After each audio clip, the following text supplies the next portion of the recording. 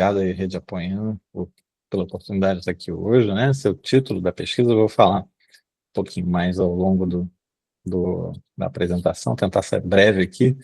Bom, gente, só para me apresentar, né? Eu sou Paulo, trabalho na Escola Nacional de Ciências Estatísticas, na ENSE, né? E especificamente na ENSE, eu trabalho num núcleo de pesquisa, né? E no Hub Regional de Big Data, né, para a América Latina, que a ANSE e o IBGE, né, e a gente faz esse papel de hospedar, né, o Hub de Big Data para as Nações Unidas lá na escola, né? E, bom, depois eu coloco os links aqui, quem quiser conhecer um pouquinho mais, tá? E o Hub de Big Data, então, é essa iniciativa das Nações Unidas, né? Cada continente, eu poderia dizer, tem o seu Hub de Big Data, né? E, cujo objetivo é de promover a cooperação entre os produtores de estatísticas oficiais, né? A estatística oficial ela tem uma peculiaridade curiosa, né, gente? Que ela tem uma certa, ela tem um poder, às vezes, muitas vezes um poder legal. Quando você tem um fundo de participação de um município, por exemplo, que a gente gera uma estatística populacional e aí tem que cumprir determinados padrões, né? Que é o que acontece porque a estatística oficial ela tem uma força de lei, de certa forma, né? Ela influencia decisões, são decisões até financeiras. Bom, mas o Hub de Big Data ele tem essa função, né, de promover essa cooperação entre os produtores de estatísticas oficiais na região, de treinar jovens estatísticos, né, no uso de Big Data ou novas tecnologias, na criação de estatísticas oficiais e suportar a pesquisa, dar suporte à pesquisa em Big Data e ciência de dados e organizar, né, seminários e conferências dentro dessa área. Quem tiver interesse, talvez, mostrar um pouco também, estiver fazendo pesquisa nessa área, quiser fazer, mostrar um pouco lá no âmbito do Hub, procura a gente, que vai ser um prazer aí divulgar também o trabalho, né, de vocês. E a gente é parceiro, né, de diversas instituições, a ECLAC, o NIC-BR, os institutos de estatística na América Latina, o Paris 21, né? E nos últimos anos a gente fez muita pesquisa na área de mudanças climáticas, né? E muitos eventos nessa área também com esses parceiros, né? Tem sido um tópico que a gente tem trabalhado, mas a gente trabalha uma diversidade de temas, né, diferentes, o que é muito comum dentro dessa área de estatísticas oficiais, né? Então, agradeço a Rede Apoiana, agradeço o IBGE, a CAPES, enfim, pela oportunidade de estar aqui, o pessoal, todos aí que estão nominados, né? E, bom, eu comecei essa pesquisa com uma inquietação curiosa, né? Porque IBGE, quando a gente pensa em dados de saúde, né? Quem é que a gente pensa como provedor de dados de saúde? Afinal, o que é um dado de saúde também é uma outra discussão, mas que tipo de dado, né, ocorre para a gente quando a gente pensa em dados de saúde? Quais são as dificuldades, né, na disponibilização, na geração do dado de saúde? De onde é que elas se originam, né? E que tipo de caminho a gente pode percorrer, né? Dados de saúde, eles têm uma contribuição enorme tanto para a academia quanto para a sociedade. A gente pode pensar, por exemplo, no último censo, né, onde se diagnosticou 2,4 milhões de pessoas com autismo no Brasil. Pensar nas epidemias de dengue, no aumento dos casos de dengue, que é causado aí, a gente vendo na Europa agora mais casos por causa das mudanças climáticas, né? A busca por vacinas aumentando, os casos de obesidade infantil no Brasil, né, que é uma emergência silenciosa, precisa de uma atenção imediata, né?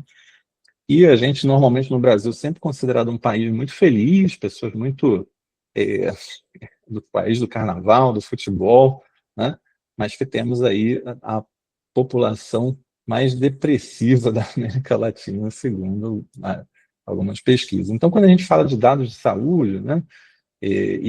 A minha pesquisa é da área de interação humano-computador, né? Fala de adoção, fala de usabilidade. Quando a gente pensa nessa experiência que o usuário tem, né, e a área de interação humano-computador, ela primeiro tentou resolver problemas muito pragmáticos, né, problemas do tipo eu consigo usar, é fácil de usar, eu consigo tirar utilidade do dado, mas esse fenômeno da experiência do usuário, da adoção, ele vai além dessa coisa pragmática, né? Outras questões de experiência são igualmente importantes para que as pessoas consigam usar os dados, né? E falando de interoperabilidade também, né? Eu vi a palestra da Janete e fiquei pensando, né? Quanta coisa dá para fazer com esses indicadores persistentes, talvez, mas pensando um pouco assim em coisas até mais básicas, sabe? Quando a gente fala de dados de saúde, fala de interoperabilidade semântica, por exemplo.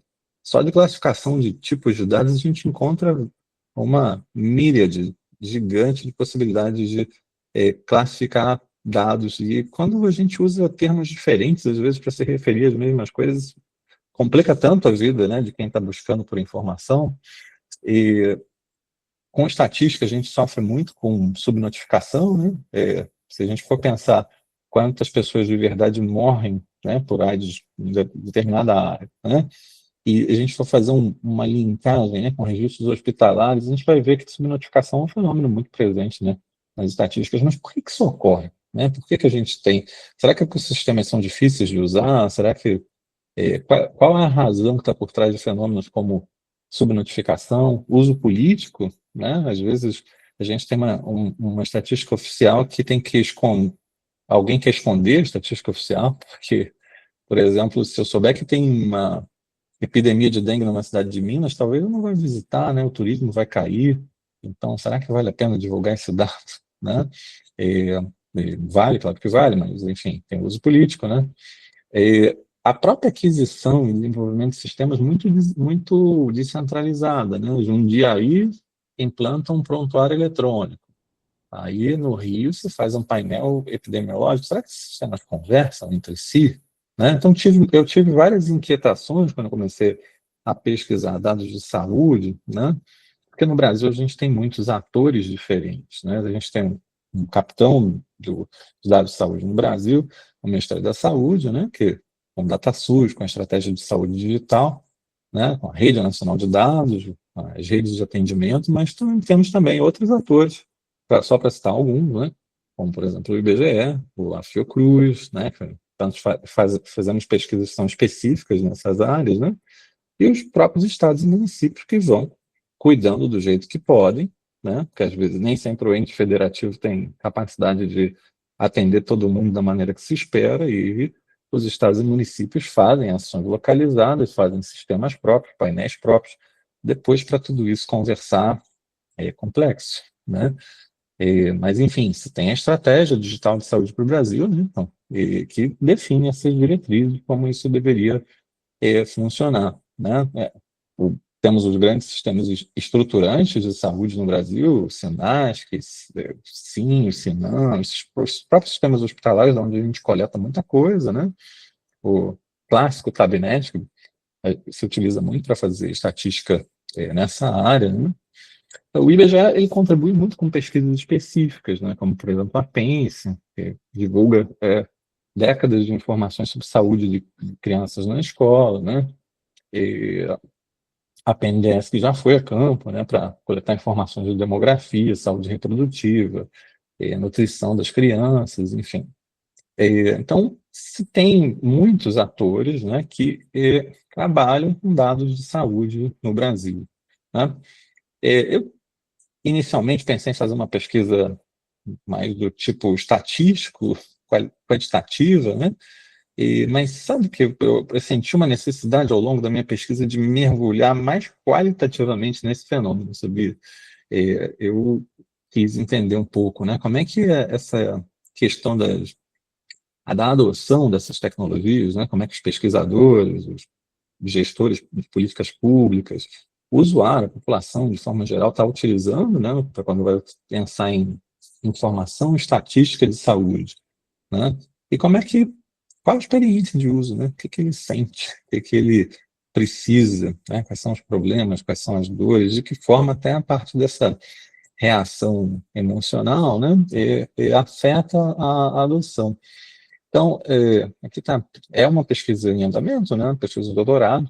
estou aqui pela CAPES, no programa Doutorado Sanduíche, né? Mas a pesquisa está, felizmente, se encaminhando aí para os últimos capítulos dela, né? Mas o foco é entender esse fenômeno da adoção, como é que ele acontece, por que as pessoas usam, não usam os dados, e qual é a experiência de uso, né, afinal. Bom, aqui está um pouco da estrutura, né, mas deixa eu falar um pouco mais rapidamente aqui. É uma pesquisa, como eu comentei, qualitativa, né, quero aprofundar no uso do fenômeno, né, e utilizando aqui um estudo de caso múltiplo, né, uma autoetnografia e uma parte com teoria fundamentada. Pode ser que a gente ainda faça alguma coisa no nível experimental, né, e aqui com a HACA-A, vamos ver se o cronograma permite, mas já temos uma contribuição aqui também da HACA-A em termos de teoria fundamentada começando a acontecer, né? Bom, é um estudo de caso múltiplo porque a gente consultou diferentes institutos de estatística na América Latina, né? Argentina, Paraguai, Uruguai, né? E para saber como é que estava a questão da utilização dos dados de saúde, que tipo de pesquisa se faz, né?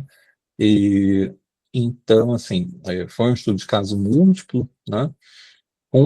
É um fenômeno muito específico, né? Então, a gente teve participação do Mercosul ali, né? E complementou isso com o método autoetnográfico, né?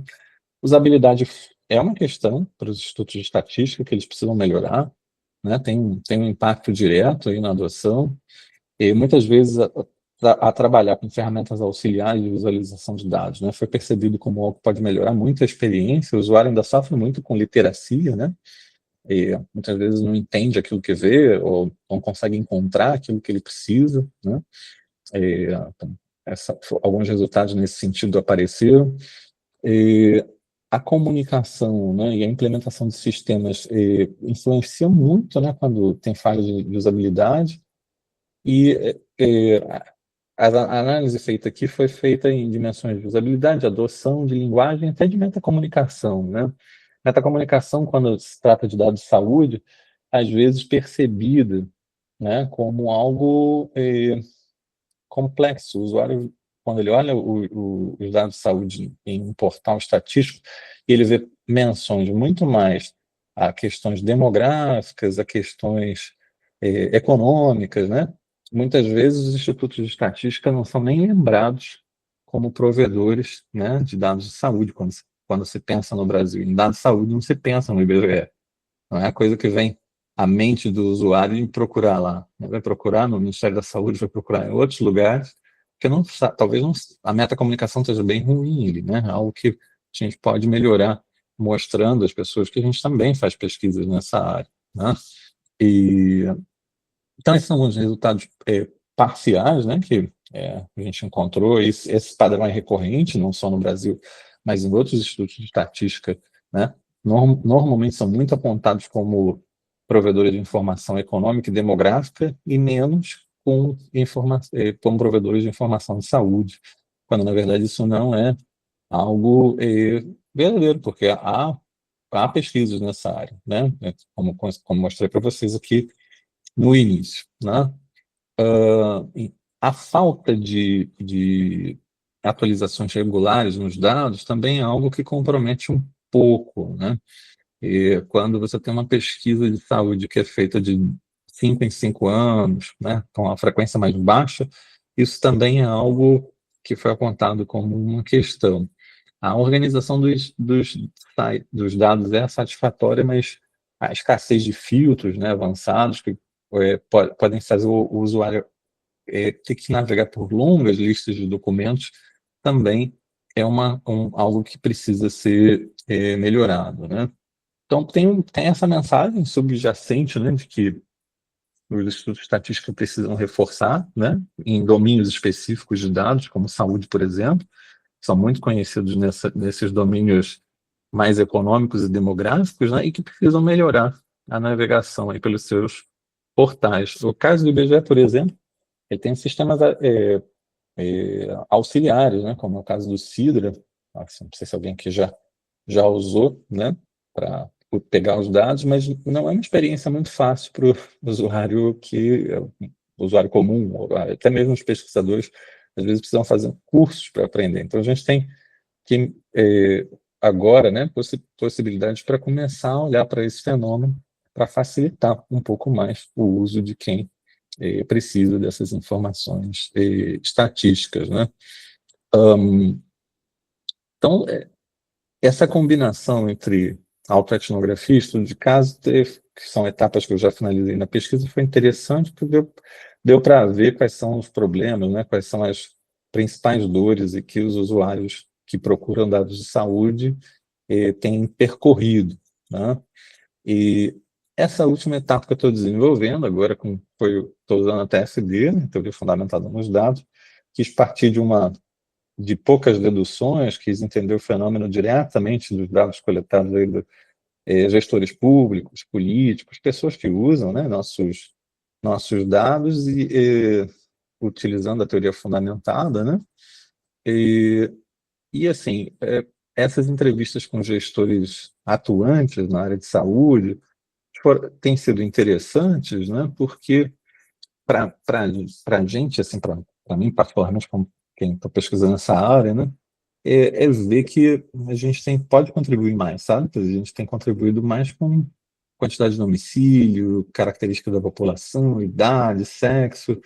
O pessoal tem dificuldade até de recordar quando usou dados de saúde que vieram da fonte estatística oficial do país, né? E muito mais se recorre ao DataSUS e a gente tem uma frente aí de trabalho para melhorar um pouco isso aí no futuro, né? Mais adiante, né, no processo de pesquisa, e eu vejo como uma possibilidade aqui de colaboração, né, eu passei aqui rapidinho a pesquisa, gente, para a gente cumprir aí a agenda, tá? Quem quiser depois tirar qualquer dúvida comigo, fiquem à vontade. Mas eu vejo como possibilidade de colaboração a gente incluir um pouco mais o contexto alemão aqui, né? Já que a gente já fez Mercosul, dá uma puxadinha aqui na Europa, acho que não vai custar tanto. E com essa possibilidade aqui com a HKA, né? Já surgiram a possibilidade de olhar, né? Outros entrevistados que entendem de dados de saúde aqui na Alemanha, para ver se esse fenômeno é parecido aqui com o Instituto de Estatística Alemão também, e com os dados abertos de saúde que a gente tem, né? E outra possibilidade, estou trabalhando diretamente com a Natália, né, e com parte da equipe, é a gente explorar as potencialidades, né, dos agentes conversacionais como algo que ajuda o usuário a interpretar, a encontrar, né, dados dentro desse monte de dados que a gente tem, né, que não são só demográficos, né, mas também de saúde e de outras áreas. Tá?